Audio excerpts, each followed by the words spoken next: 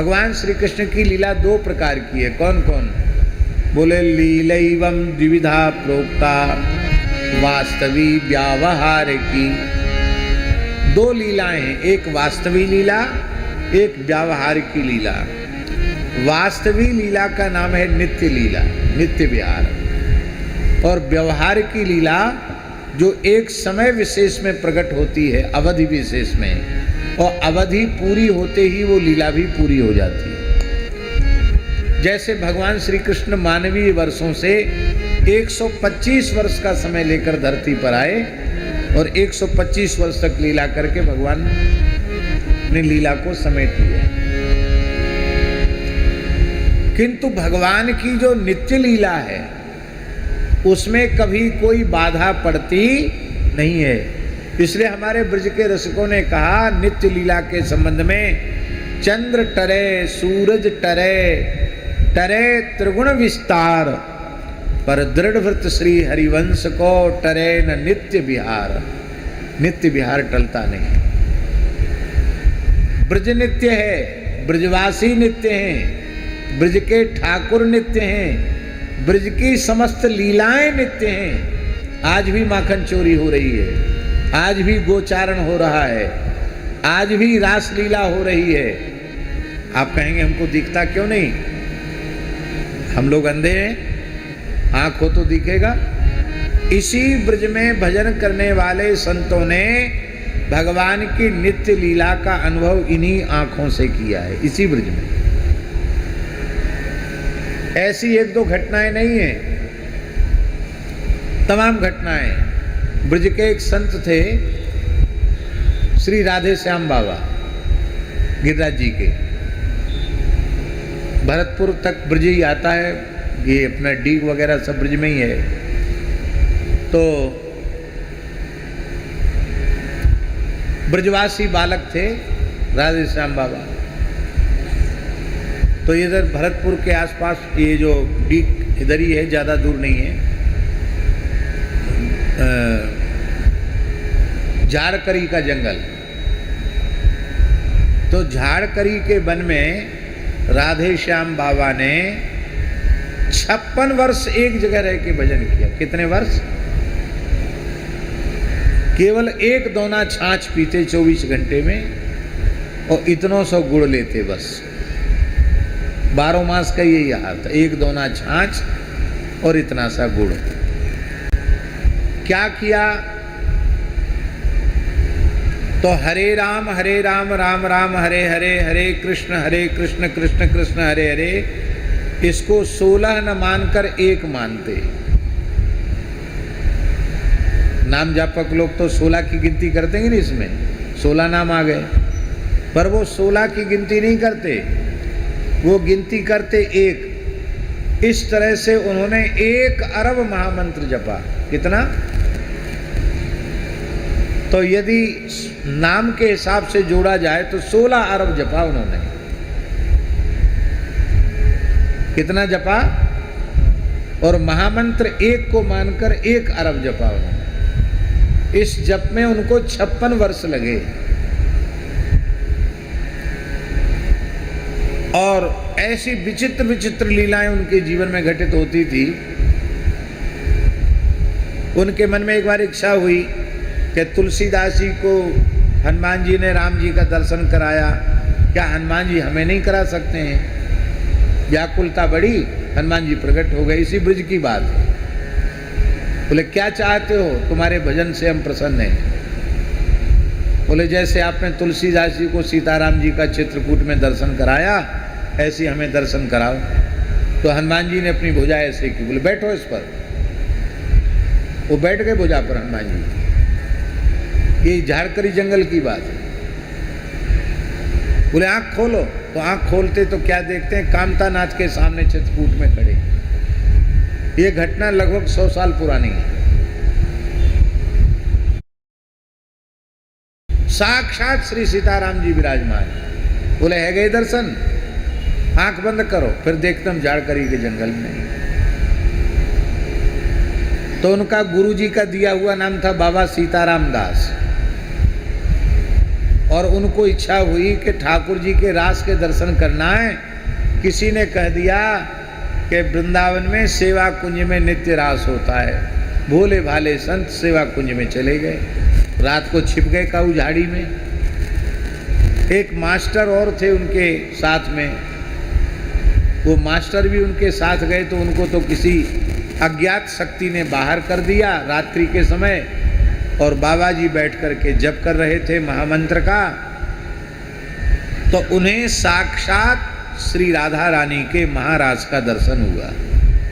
और राधा रानी नृत्य करते भई आई और सिर पे हाथ पधरा के बोली, बाबा अब तू राधे श्याम है जा। आपने चरणों में सिर रख के कहा, जो आ गया। और उसके बाद बाहर निकले, अपने आप ब्रजवासी कहने लगे, राधे श्याम बाबा कहने लगे, बाबा राधे श्याम, बाबा राधे श्याम। राधे श्याम बाबा के नाम से प्रसिद्ध हो गए। इसलिए दिया कि ऐसे एक दो संत ब्रज में हुए क्या, सैकड़ों संत ब्रज में हुए और आज भी लीला कर रहे हैं, लीला का अनुभव कर रहे हैं, आज भी लीला का अनुभव कर रहे हैं। गृहस्थों में लोग लीला का अनुभव कर रहे हैं, सब जानते नहीं हैं। और प्रत्यक्ष घटनाएं ऐसी हैं कि उनको देखकर आपको विश्वास करना पड़ेगा। हमारे शरीर की जन्मदात्री माता ब्रज में ही आ गई थी, वृंदावन में। शारीरिक रूप से कुछ अस्वस्थ थी। अस्वस्थता का कारण भी वो खुद ही थी, क्योंकि पहले बहुत तपस्या करी, बहुत व्रत, बहुत उपवास। इतना जैसे भगत जी का है ना कि इतने बजे तक हो जाए तब खाना पीना, ऐसे ही उन्होंने अपने जीवन में ऐसे ही किया। इतना नियम हो जाएगा तब जल पीना, तब कुछ खाना। एकादशी को केवल तुलसी दल लेना और कुछ नहीं लेना। और गामन में काम तो खूब होता है, घर में काम कम होता है क्या? माताओं के पास बहुत काम होता है, सब काम यथावत करना। तो यहाँ वृंदावन आ गई। एक दो घटनाएं नहीं, ऐसी विचित्र विचित्र घटनाएं।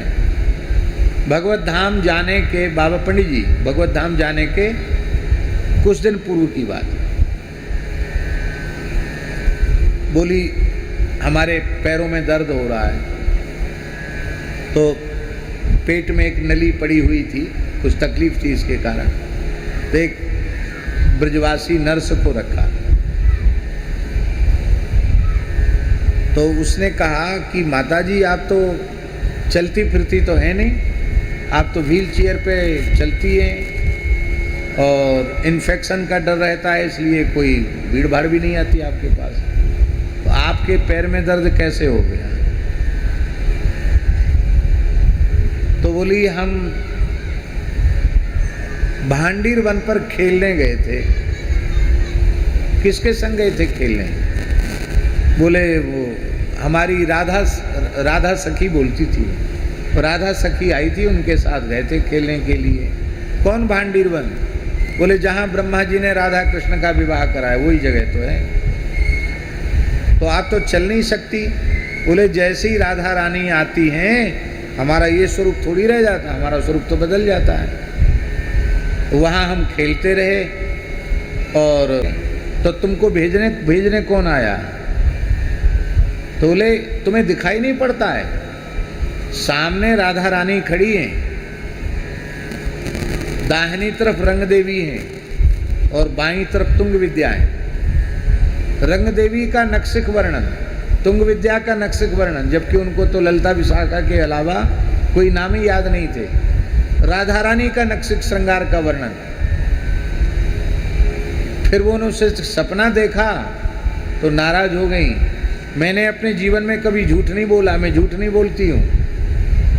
देखो ये भांडीर वन की रज है, मुट्ठी खोली तो उसमें भांडीर वन की रज। बोले हमारे पैर देखो। अब पैर में तो ऊपर से कपड़ा डला हुआ था, पैर देखा तो ऊपर तक जमुना जी की रज लगी हुई पैरों में। बोले देखो हम अभी चल के आए हैं, देखा नहीं तुमने अभी? और बोली नर्स से बोली देखो वहाँ राधा रानी खड़ी हैं उधर उनकी सखी खड़ी हैं, उनके पीछे में 2 सखी खड़ी हैं, तो वहाँ से बच के जाना, अब वो जाने वाली हैं, वहाँ से बच के जाना, तुम्हारे शरीर की गंध उनको ना लगे। तो कमरे में जैसे ही वो ऐसे गई तो आज भी वो है नर्स, पूरे शरीर में उसके रोमांच आ गया, दिव्य सुगंध। फिर उसने सिटकनी खोली कमरे की, बोले हाँ आप चली गई हैं। फिर बोली देखो अब उधर से बच के आना, उधर जो रज इस कोने में है ना वो राधा रानी की चरण रज है, और उधर जो चरण रज है वो उनकी सखियों की चरण रज है।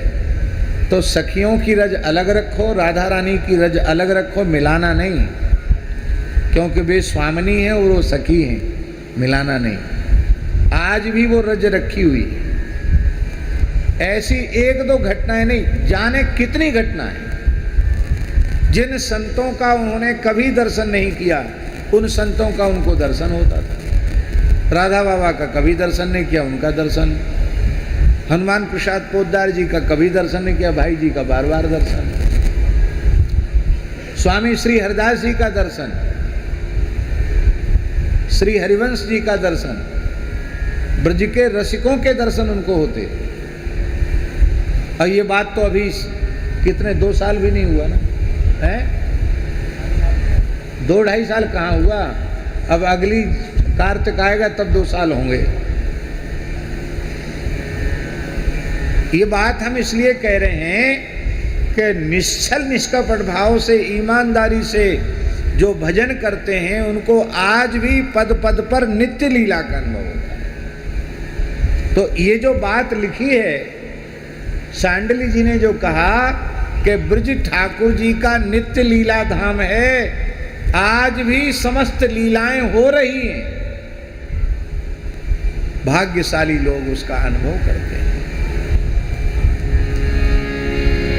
तो देखो ब्रजवासी कहूं गए ना आए, वो नित्य लीला से प्रकट लीला में आए थे, और जब ठाकुर जी की प्रकट लीला पूरी हो गई तो ब्रजवासी पुनः नित्य लीला में विराजमान है। तो सांडली जी बोले न तो ठाकुर जी कहूं ब्रज छोड़ के गए, न दाऊ दादा छोड़ के गए, न ब्रजवासी गए, न राधा रानी गई, न सखियां गई, ये सब यही हैं। नित्य लीला आज भी ब्रज में हो रही है, ये सांडली जी ने कहा।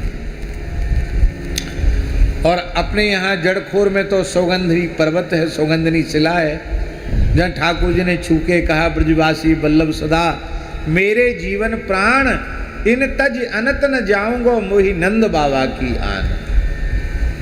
नंद बाबा की सौगंध खा के ठाकुर जी ने कहा हम ब्रज छोड़ के नहीं जाएंगे, और आज भी ठाकुर जी ब्रज छोड़ के नहीं गए।